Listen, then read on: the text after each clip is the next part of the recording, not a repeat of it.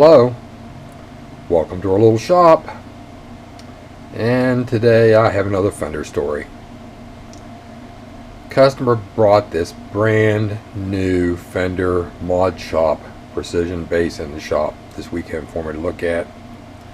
He just got it the other day direct from Fender. Nobody's been in the middle. He said the neck had a little bit too much bow in it, so he wanted to adjust the neck, and he stuck the truss rod wrench that came with it in the truss rod nut and went to turn. He felt it slip. So he looked at it, saw it was all chewed up. I don't know how well you can see that in there.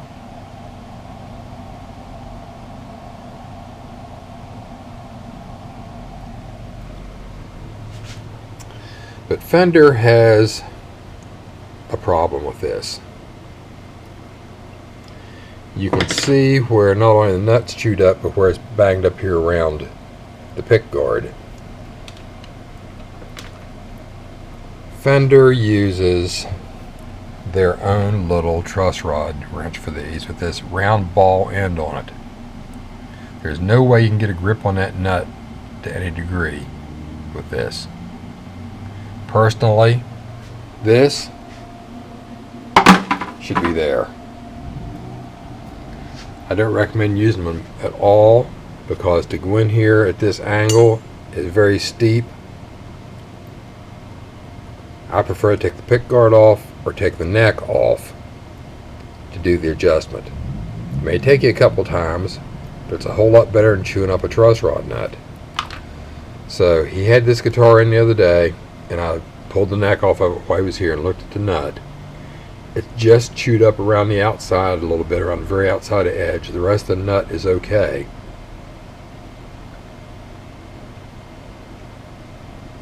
So we're going to continue using it. It's just unfortunate. This is one of those cases where they're trying to make something easy for everybody and they're causing a huge problem. So I highly recommend everyone, if you're using one of these round-ended, ball-ended truss rod wrenches of Fenders, get rid of it. Get a real Allen wrench to use. It's 3/16.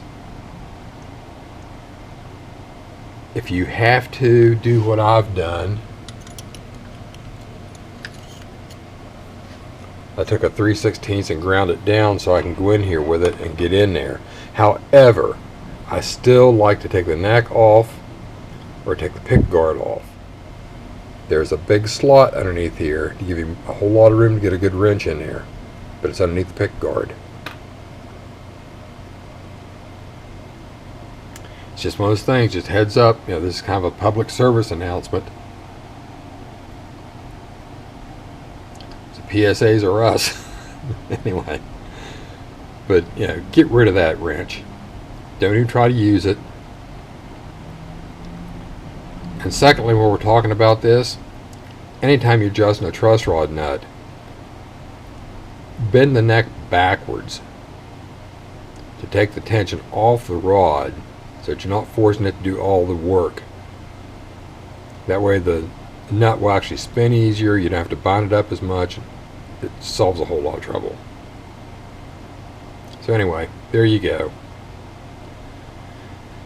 I just have this nagging feeling that, I see this a lot.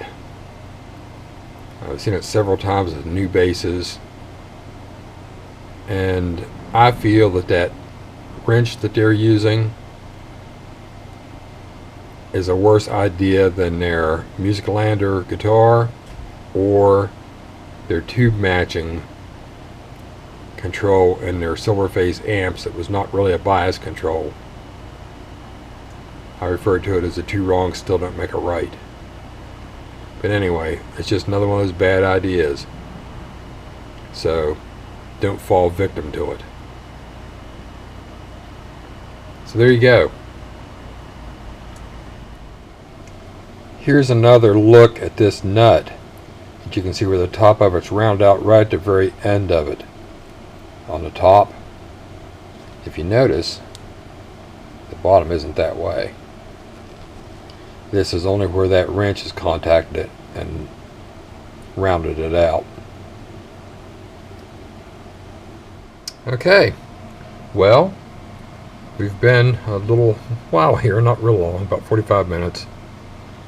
We've adjusted his neck, we've cleaned the frets up, of course, tightened these tuning machines up, cut his nut slots to the proper height, set his bridge height, intonation, pickup heights, string spacing, all that. He's all good to go. So, anyway, there we go. Another bass. Quick one. He was lucky. We didn't have to buy him a new truss rod nut for this. So, keep in mind what I'm saying about this. So there you go. Just another little public service announcement. So till next time, play nice. I'll see you later.